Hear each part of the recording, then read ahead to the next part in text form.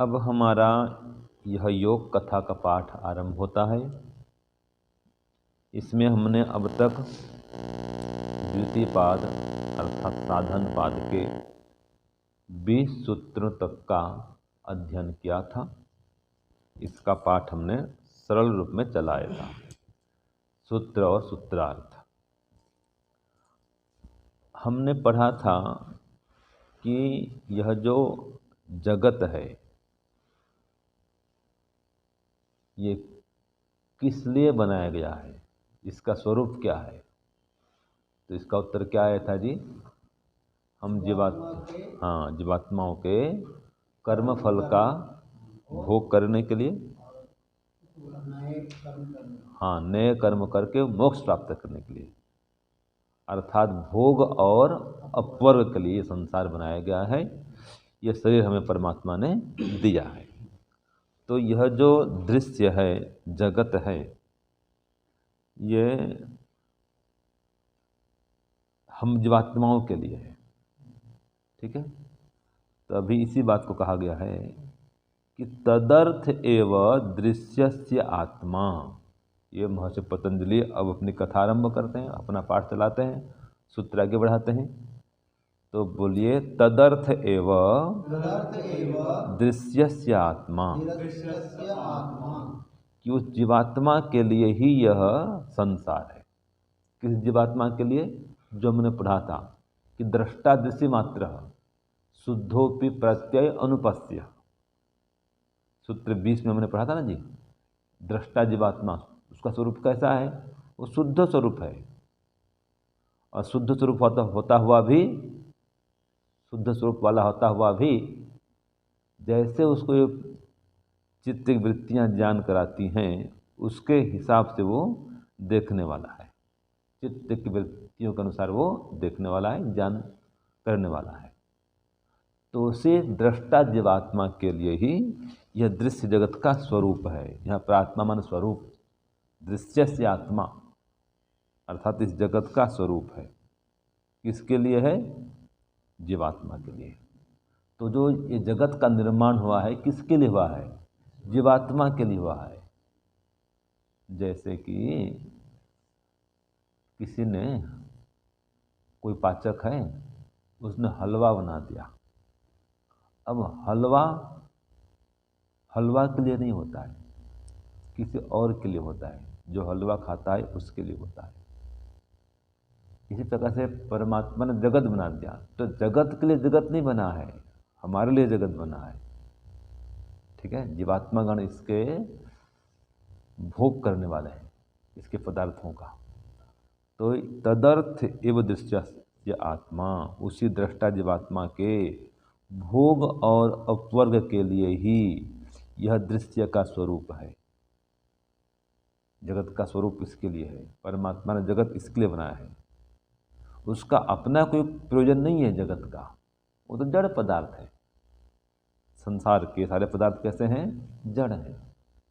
जीवात्मा चेतन है। तो चेतन जीवात्मा इससे लाभ लेता है। तो भोग और अपवर्ग ये दो प्रयोजन को वो सिद्ध करता है। अब ये देखिए आगे महर्षि पतंजलि बतलाते हैं, ये जीवात्मा को भोग और अपवर्ग जो मिलता है, तो किस जीवात्मा को भोग मिलता है और किस जीवात्मा को अपवर्ग मिलता है? तो गुरु जी आगे पढ़ा रहे हैं, शिष्यों को बता रहे हैं, है ना। महर्षि पतंजलि भी बता रहे हैं, आप भी सुनिए और पढ़िए। कृतार्थम प्रति नष्टम अपि अनष्टम तदन्य साधारणत्वात्। देखो क्या कहा इसमें कि जो जगत है वो कैसा है कि जो बद्ध जीवात्मा है उसको तो भोग देने वाला है, और जो जीवात्मा कृतार्थ हो गया, जिसमें अपना प्रयोजन सिद्ध कर लिया जिस जीवात्मा ने, उसको अपवर्ग फल देने वाला है। तो इस संसार में किसको भोग मिलता है संसार का और किसको अपवर्ग मिलता है? तो उत्तर क्या मिला? जो बद्ध जीवात्मा है, जिसका भी खाना पीना भोगना शेष है, जिसको भी संसार से सुख लेना है उसके लिए तो परमात्मा क्या कहते हैं, जीवात्मा के लिए संसार से क्या मिलता है, भोग मिलता है। और जिसने संसार को समझ लिया और अपना प्रयोजन पूरा कर लिया, तत्वज्ञान उत्पन्न कर लिया, समाधि लगा करके फिर अपने क्लेशों को दग्धबीज कर लिया, अब उसका प्रयोजन पूरा हो गया, वो कृतार्थ हो गया।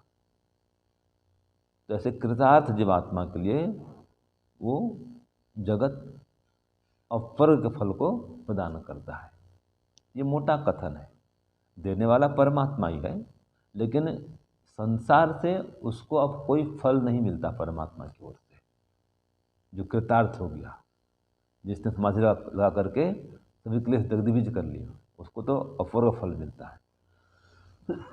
और जो संसार में भी रमा हुआ है, लगा हुआ है, जिसको संसार का भी सुख लेना है, भोगना है, शादी ब्याह, लड़का बच्चा है, नौकरी धंधा व्यापार, जिसको भी संसार में आसक्ति है, जब ये सब चाहिए तो परमात्मा बोलता ले भाई ले, उसको शरीर देता है जा और भोग संसार को।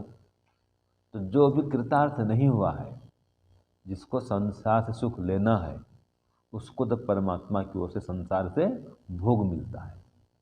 और जिसने संसार का सब सुख दुख सब अनुभव करके छोड़ दिया, इसको अभी मुझे कुछ नहीं चाहिए, वो कृतार्थ हो गया। ठीक है, अब वो इसमें वो आसक्ति रखता है नहीं है। तो जिसके संसार में आसक्ति नहीं रही, जिसने अपने राग द्वेष सब दग्धबीज कर लिए, अब उसको परमात्मा की ओर से ये संसार से क्या मिलता है, अपवर्ग मिलता है, मोक्ष मिलता है। इसीलिए कहा कृतार्थम प्रति नष्टम। जो कृतार्थ हो गया है उसके प्रति ये जगत नाश होने के समान है, या उसके लिए जगत नष्ट हो जाता है। लेकिन अपि अनष्टम तद अन्य साधारणत्वा, जो साधारण व्यक्ति हैं, जिनका भी संसार में खाना पीना भोगना बाकी है, उसके लिए संसार तो चालू है, उसके लिए संसार नष्ट नहीं होता है। तो जिसने तत्वज्ञान पैदा कर लिया उसके लिए संसार खत्म, और जिसने तत्वज्ञान पैदा नहीं किया है, अभी संसार में अभी उसकी रुचि बनी हुई है, उसको संसार चलता रहता है। तो कृतार्थ जीवात्मा के लिए सूत्रार्थ क्या होगा इसका, कृतार्थ जीवात्मा के लिए ये जगत नष्ट हुआ, नष्ट हुए के समान है, नष्ट समान है। लेकिन कृतार्थ जीवात्मा के लिए नष्ट होता हुआ भी जो सामान्य व्यक्ति हैं उनके लिए जगत नष्ट नहीं होता है। वो तो संसार में आएंगे, खाना पीना करेंगे, बार बार जन्म लेंगे, मरेंगे, उनका संसार में जाना आना बाकी रहेगा, तो उनके लिए संसार चलता रहेगा। और जो कृतार्थ हो गए वो संसार में नहीं आएंगे, उनके लिए संसार खत्म, वो मोक्ष में जाएंगे। तो इस प्रकार से जो कृतार्थ जीवात्मा हैं उनको तो संसार क्या मिलता है, संसार से मोक्ष मिलता है, अपवर्ग मिलता है। और जो अन्य साधारण व्यक्ति हैं, सामान्य व्यक्ति, उनके लिए संसार से क्या मिलता है, भोग मिलता है। ये सूत्र 22 में बता दिया महर्षि पतंजलि ने। अब आगे देखिए, ये जो दृष्टा जीवात्मा और ये दृश्य जगत, इनका संयोग हुआ है। ठीक है जी। अब इस संयोग के विषय में आगे अब बतलाते हैं महर्षि पतंजलि। इस संयोग का स्वरूप क्या है, तो सूत्र 23 पढ़िए। स्वस्वामी शक्त्यो स्वरूप उपलब्धि हेतु संयोग। तो संयोग क्या है कि प्रकृति और प्राकृतिक पदार्थों के गुण कर्म स्वभाव तथा जीवात्मा और उसके गुण कर्म स्वभाव, इन दोनों के स्वरूप का ज्ञान, ठीक है, इन दोनों के ही स्वरूप के ज्ञान का जो कारण है वही संयोग है। माने संयोग होने पर ही दोनों के स्वरूप का बोध होता है। जब तक प्रकृति और प्राकृतिक पदार्थ और जीवात्मा और उसके गुण का स्वभाव, तो मतलब जब तक ये जीवात्मा और ये प्रकृति दोनों जुड़ेंगे नहीं, दोनों मिलेंगे नहीं, तो दोनों को अपने जीवात्मा को दोनों को हो या जीवात्मा को दोनों के स्वरूप को समझना आसान नहीं होगा। तो जब जीवात्मा ये शरीर में आता है, संसार से जुड़ता है, तो अपने स्वरूप को भी जान सकता है और संसार स्वरूप को भी समझ सकता है। तो दोनों के स्वरूप का जो ज्ञान होगा, इसका कारण क्या है? संयोग है। संयोग हुआ तभी ज्ञान होगा। संसार के सुख दुख को भी तभी जान पाएंगे जब संसार में जन्म लेंगे, जब शरीर से आपका संयोग होगा, ठीक है, संसार में आएंगे। तो संसार में आना, जन्म लेना ही क्या है? दोनों के ज्ञान का कारण है, यही संयोग है। तो जब जीवात्मा का शरीर से और संसार से संयोग होता है तभी वो इनको जान सकता है, अपने को भी जान सकता है कि मैं आत्मा हूँ, और जो संसार है उसको भी समझ सकता है।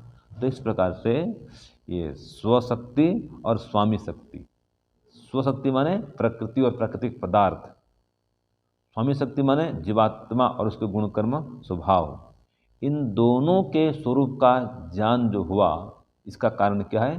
संयोग ही है। तो संयोग होने पर ही दोनों के स्वरूप का बोध होता है, ज्ञान होता है। ये सूत्र 23 में महर्षि पतंजलि ने बता दिया और गुरु जी ने भी ये पाठ पढ़ा दिया कि संयोग ही कारण है। ठीक है, अब ये संयोग क्यों होता है, अब आएंगे हेतु पर। इस संयोग का हेतु क्या है, कारण क्या है? तो सूत्र 24 पढ़िए। तस्य हेतु अविद्या, ये बता दिया।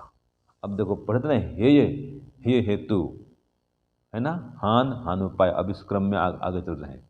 ये तीसरी बात है कि हेतु का कारण क्या है, जो संयोग हुआ है कारण क्या है उसका? तो इसमें उत्तर दिया, जो संयोग हुआ है शरीर से, संसार से जीवात्मा का, उसका मूल कारण क्या है? अविद्या है। सूत्र क्या हुआ? तस्य हेतु अविद्या। उस संयोग का कारण क्या है जी? अविद्या है। अविद्या के होने पर ही जीवात्मा शरीर से संयुक्त होता है, संसार में आता है, और अविद्या का नष्ट करने पर संसार से चला भी जाता है। तो आगे सूत्र 25 में उसका उत्तर मिला कि वो हान क्या है। ठीक है, तो पढ़िए। तद अभावात संयोग अभावो हानम तदृश्य है कैवल्यम। अब ये हान माने कि केवल्य कह दिया, मोक्ष कह दिया। तो पहले हमने पढ़ा था हे हेतु, अब आ रहा है हान, फिर आगे आएगा हान का उपाय। तो हान माने मोक्ष। तो इसका अर्थ क्या होगा? महर्षि पतंजलि ने बता दिया, तद अभावात, उस अविद्या का अभाव हो जाने से। ये महर्षि पतंजलि बता रहे हैं सूत्र में, गुरु जी अपना पाठ पढ़ा रहे हैं कि अविद्या का अभाव हो जाने से संयोग अभाव, जो संयोग है उसका भी अभाव हो जाता है। ये दृष्टा और दृश्य का जो संयोग हुआ है, जीवात्मा का और संसार का, शरीर का जो संयोग हुआ है, बस ये संयोग का अभाव कब होता है? जब अविद्या का अभाव होता है। तो अविद्या का अभाव हो जाने पर ये दृष्टा जीवात्मा और दृश्य जगत, इन दोनों के संयोग का भी अभाव हो जाता है। यही हान है, यही मोक्ष है, और यही क्या है? तदृश्य है कैवल्यम, यही जीवात्मा का कैवल्य है, जिसमें वो अपने शुद्ध स्वरूप में, केवल स्वरूप में स्थित हो जाता है। ठीक है, अब इसका उपाय क्या है आगे सूत्र 26 में पढ़ेंगे कि विवेक ख्याति रवि फलवाहानोपाय, यह आगे